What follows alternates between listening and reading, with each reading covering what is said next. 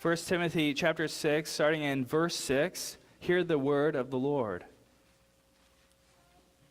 A godliness with contentment is great gain. For we brought nothing into the world, and we can take nothing out of it. But if we have food and clothing, we will be content with that. Those who want to get rich fall into temptation and a trap, and into many foolish and harmful desires that plunge people into ruin and destruction. For the love of money is a root of all kinds of evil. Some people, eager for money, have wandered from the faith and pierced themselves with many griefs. Well, we're on our second week of a sermon series, 3-week sermon series on contentment. And last week we discussed what the symptoms of discontentment are. And we talked about how you could be facing anger or depression or just have a lack of joy or an inability to love or a shortness of temper. All of those things are actually just symptoms to a deeper issue which lies within you, which is a discontentment. And discontentment isn't really the issue itself. Discontentment is actually showing that you lack trust in the sovereignty of God. And so I asked each and every one of us this morning to remember and memorize Romans chapter 8, verse 28. And we know that all things work together for good for those who love God and are called according to his purpose. And that will help to ground you in the sense that no matter where God places you, that you can trust in God because he's at work within you to bring about good. No matter where he calls you, at job, at work, in life, he's at work within you. You can trust the sovereignty of God and therefore be content in all of life's circumstances. Well, this morning, we're going to talk about learning contentment and learning that contentment is gain. So oftentimes you think about gain is getting something new. Well, being content in what you already have is actually gain. And that's what Paul says, and that's what we're going to talk about this morning. And as an introduction to that, I want to share a story that I read this week as a short story from Leo Tolstoy. And it's called, How Much Land Does a Man Need? Maybe you've read this story. He tells a story about a man named Pahom, who is a servant, but he's a kind of a successful servant, and is a man who owns land. But he hears about the Bashkirs, who are a people who own beautiful land, and they're actually pretty generous with their land. If you give a Bashkir 1,000 rubles, then you can have as much land as you can walk in a day.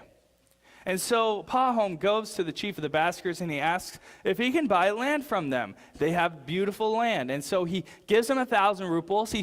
And so the catch is that you start off when the sun comes up in the morning. And you walk, and then you have to make it back. You have to make the full loop by the time the sun goes down.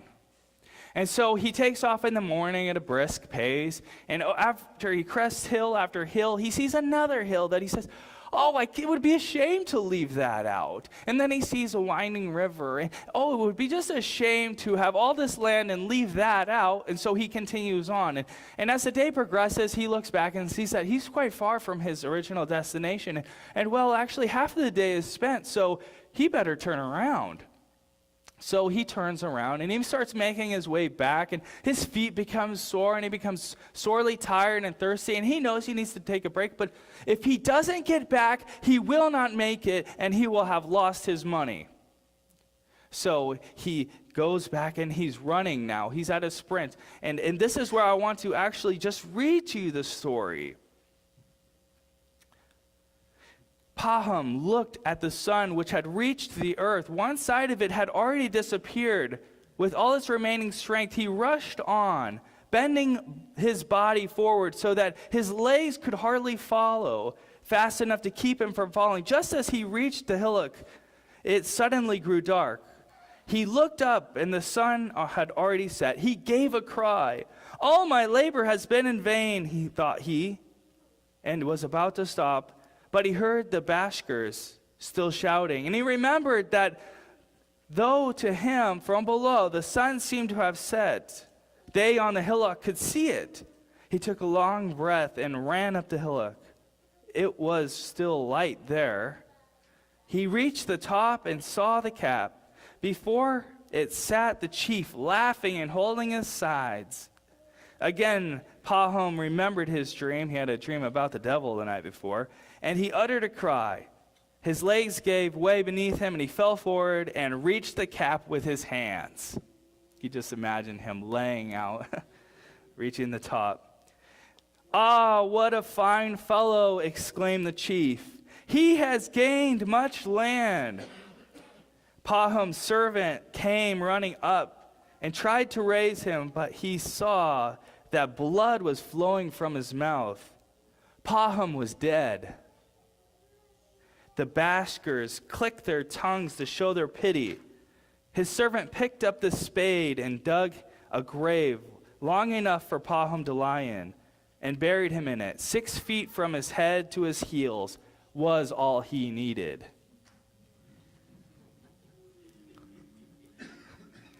I'm glad some people are laughing. It's a great irony, isn't it? I mean, the point of the story is, how much land does a man need? And it turns out that really only 6 feet.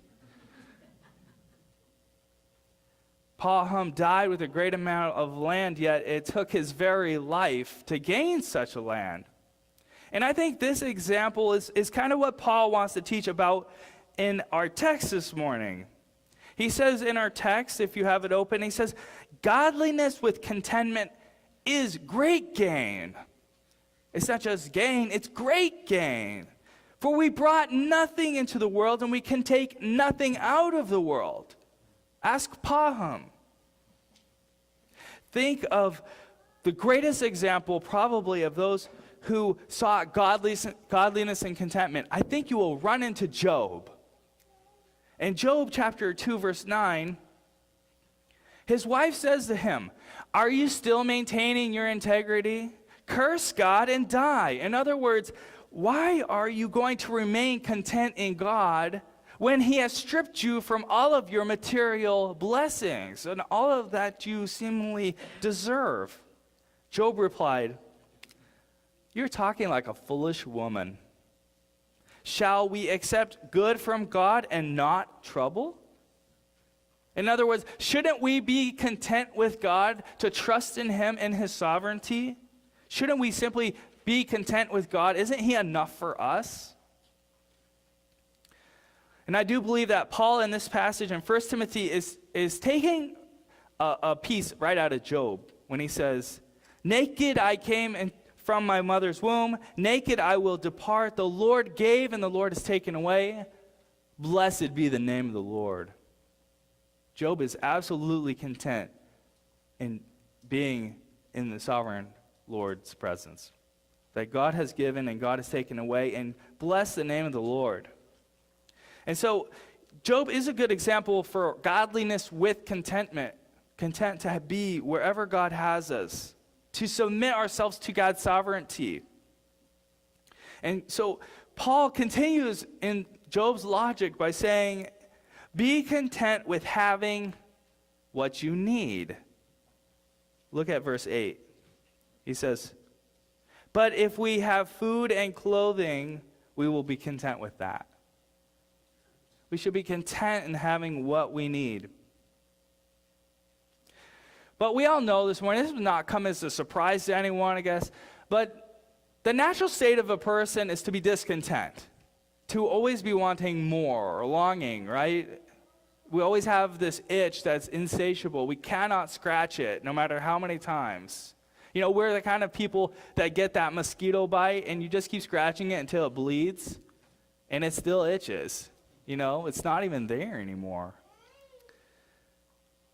And the problem with us is, and all of humanity, us, I include myself, is that we just have that itch. We want more, more, more. And our contentment, we believe, lies in externals. Externals, okay? Think about it. A new job, or a better house, or a nicer house, or a more frisky spouse. What is it with that? What is it that you think will make you more content, or make you content, period? What is it that you're longing for? You know, maybe a more robust retirement portfolio, Maybe you get caught up in I'll be happier when statements, right? I'll be happy when I was a young boy, I would be happy when I got my driver's license. I'll be happy when I get out of my parents' house. I'll be happy when I graduate from college. I'll be happy when I get that house. I'll be happy when I get married. I'll be happy when we have kids. I'll be happy when the kids are finally out of the house. I'll be happy when we retire. And then I think at that age you realize that, hey, I'm never going to be happy. I'm never going to be happy. Unless you find your contentment in God, you will never be happy. They always say, when I've said it, the grass is greener on the other side.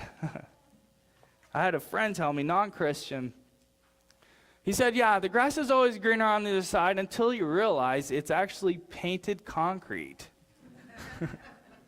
And that's not very comfortable to walk on. And Paul, in his address to Timothy, says, of the people who are searching for contentment, he gives a great example, almost the most common example of what people will look to find the satisfaction that they're longing for. What will make them happy? What will finally scratch that itch that they have? And he says it in verse 9.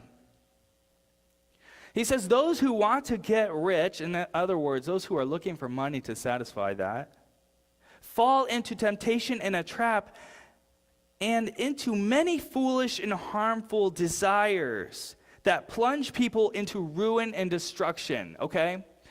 His logic is this: if you look to money for that, you are not going to be gaining, okay? Contentment is gain. You will be plunging yourself into destruction. You will be gaining destruction. Who here is man or woman enough to say that I would like to be rich? Okay, I know, yeah, it's really, if I started the sermon with that, maybe you would have wanted to raise your hand. I think if we're being honest with ourselves, all of us have like a little hand up, like, I wouldn't mind, it would be okay if God wanted to.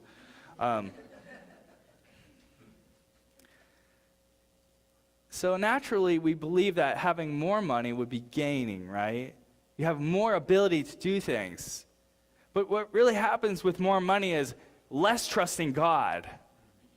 Because you don't have to trust in God's sovereignty when you have a flat tire and you can open up your wallet and hand somebody some money to fix your problems for you. You don't have to trust in God anymore. And so you become less content because actually the certainty of your life becomes in flux. If God is in control and if you're trusting in Him, you will rest assured that He will take care of you.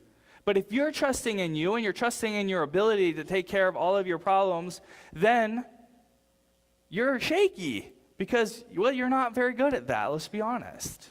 You're not as good as God is, that's for sure.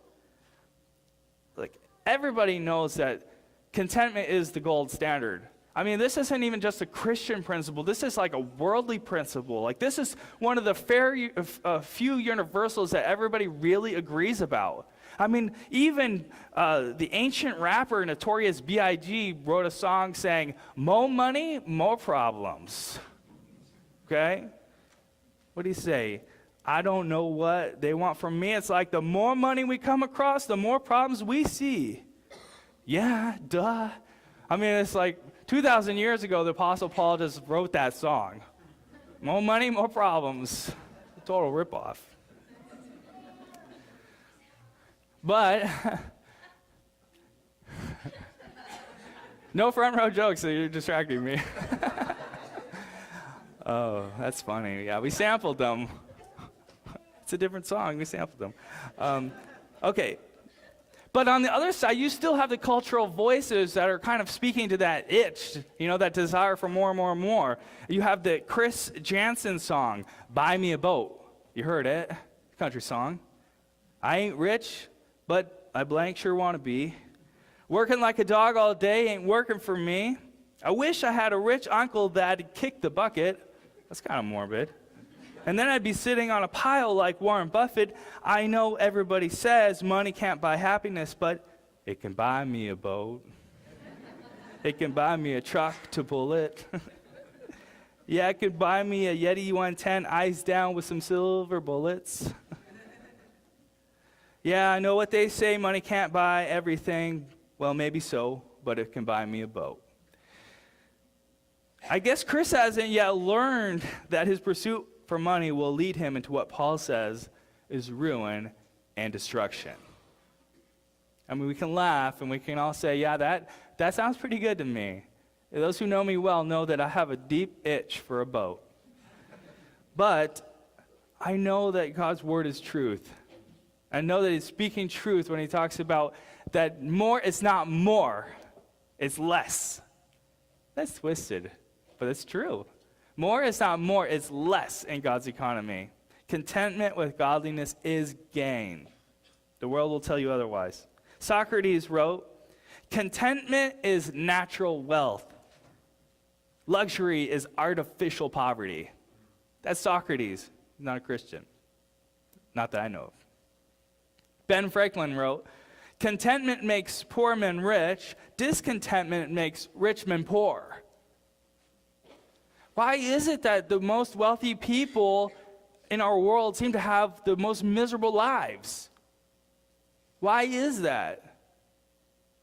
Paul seems to tell us that those who desire wealth that way for contentment, for their satisfaction in life, plunge themselves into destruction. Plunge themselves into destruction. And so this morning, though, if I want to communicate one really big truth to you all this morning, this is it, okay? Contentment does not lay in externals.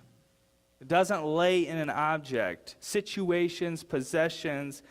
If you're looking to anything aside from God for contentment, you will be dissatisfied. Because you were created to be content in God, and therefore your soul's longing, what you're looking for in something else, is what you're really looking for in God. And so you will never be content. And so what now? I just want to say, look, you can share your struggles with people.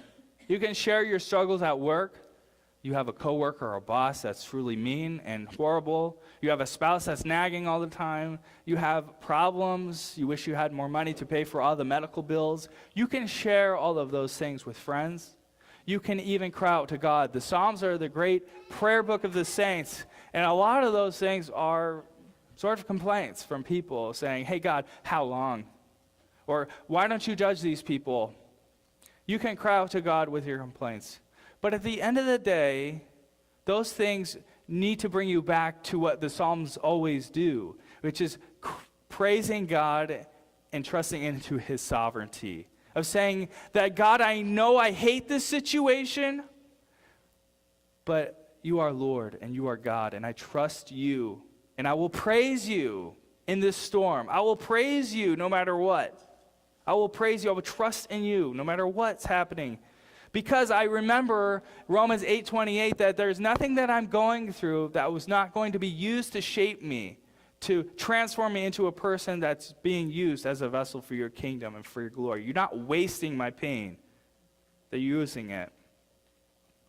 One of the greatest examples of discontentment in the scriptures is the Israelites after they're delivered from Egypt and they're wandering in the wilderness, and Numbers tells a story about how they are sick and tired of the local fare. Manna, day and night, yuck. They're sick of it. And so they end up, in Numbers chapter 11, verse 4, it says, the rabble with them began to crave other food. And again, the Israelites started wailing and said, if we had meat to eat. We remember the fish we ate in Egypt at no cost. I mean, talk about selective memories. At no cost, really? I mean, what? You weren't slaves? I mean, I guess you didn't earn it because you were a slave, so technically, I guess it was at no cost, but they fed you fish. Also, the cucumbers, the melons, the leeks, the onions, and garlic. Now we've lost all our appetite. We never see anything but this manna. They weren't content with God's sustenance for them. They weren't content. They forgot their slavery. They forgot their sons and their daughters being taken or killed. They forgot the harsh labor, and they forgot the deliverance, and they forgot the promise. Yeah, they ate manna in the wilderness, but God was bringing them to the promised land.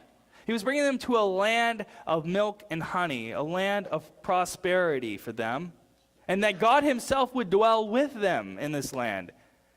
But because of their present circumstances, they were failing to remain content in what God had for them then. So they failed to enter into what God had for them in the future.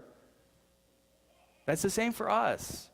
In Hebrews chapter 2, verse 7, it says, "Today, if you hear his voice, do not harden your hearts as they did in the rebellion during the time of testing in the wilderness." It was a time of testing for them. Could we be going through a time of testing? "When your ancestors tested and tried me, though for 40 years they saw what I did, for 40 years I was faithful to them.